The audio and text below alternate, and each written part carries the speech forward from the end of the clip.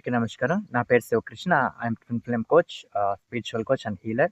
అయితే ఈ యొక్క వీడియోలో ఏంటంటే, మీరు మీ ట్విన్ ఫ్లేమ్ గురించి ఎవరితోనైనా డిస్కస్ చేస్తున్నారా?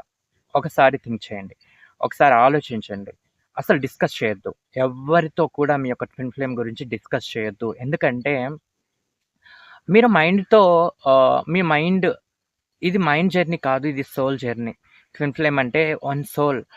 సో, ఇక్కడ మనం దేనికోసం వచ్చామంటే, మనలో మనం కలిసిపోవటానికి, మన మీద మనం వర్క్ చేయటానికి, లైఫ్ ఫోర్స్ ఎనర్జీ మనం. సో, లైఫ్ ఫోర్స్ ఎనర్జీ మీద వర్క్ చేయటానికి, మనం ఎర్త్ మీదకు రావటానికి కారణం అది.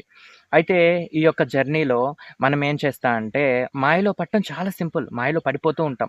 ఈ మాయలో పడి మన ట్విన్ ఫ్లేమ్ గురించి వేరే వారితో డిస్కస్ చేయటం ఇలా చేస్తూ ఉంటాం.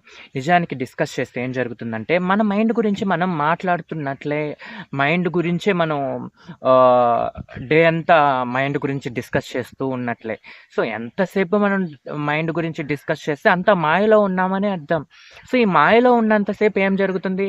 ఇక్కడ ఫియరే వస్తుంది, టెన్షనే వస్తుంది. ఇవన్నీ వస్తూనే ఉంటాయి. ఫియరు, టెన్షను, బాధ ఇవన్నీ వస్తూనే ఉంటాయి. రిపీట్ అవుతూనే ఉంటాయి. మీరెంత డిస్కస్ చేస్తే అంత. సో, డిస్కస్ చేస్తున్నప్పుడు ఒకవేళ డిస్కస్ చేయాల్సిన సిచ్యువేషనే వచ్చింది. అటువంటి టైంలో మీరు చాలా కాన్షియస్‌గా ఉండాలి. ఏ మాట చెప్తున్నాను, ఏ మాట చెప్పట్లేదు.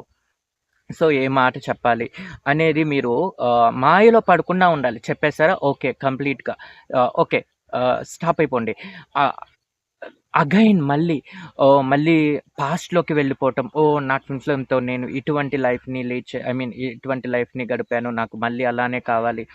సో, ఇది కోరిక అనుకోండి. కోరిక ఖచ్చితంగా తీరుతుంది. ట్విన్ ఫ్లేమ్‌లో మన యొక్క కోరికలు ఖచ్చితంగా తీరుతాయి. ట్విన్ ఫ్లేమ్ జర్నీలో.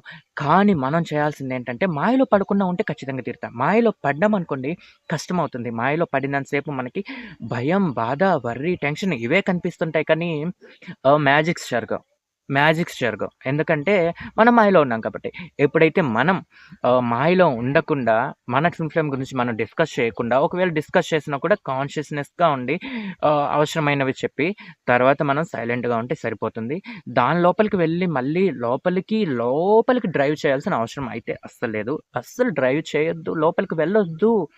మాయలోకి మళ్ళీ వెళ్ళొద్దు. ఇక్కడ మనం చేయాల్సింది ఓన్లీ అవసరమైనంత వరకు చెప్పడం, తర్వాత సైలెంట్‌గా ఉండటం. అది అత్యంత అవసరమైతే మాత్రమే.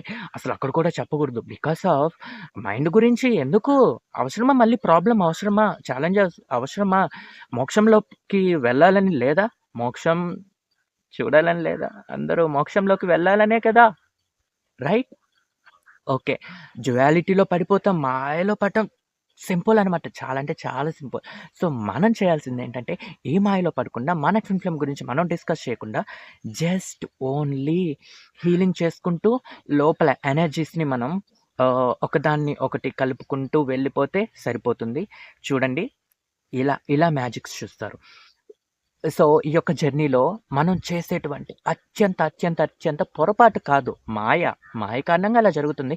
సో, మాయలో పడకుండా ఉండటమే కాన్షియస్‌నెస్‌గా ఉండాలి. రైట్? Thank you.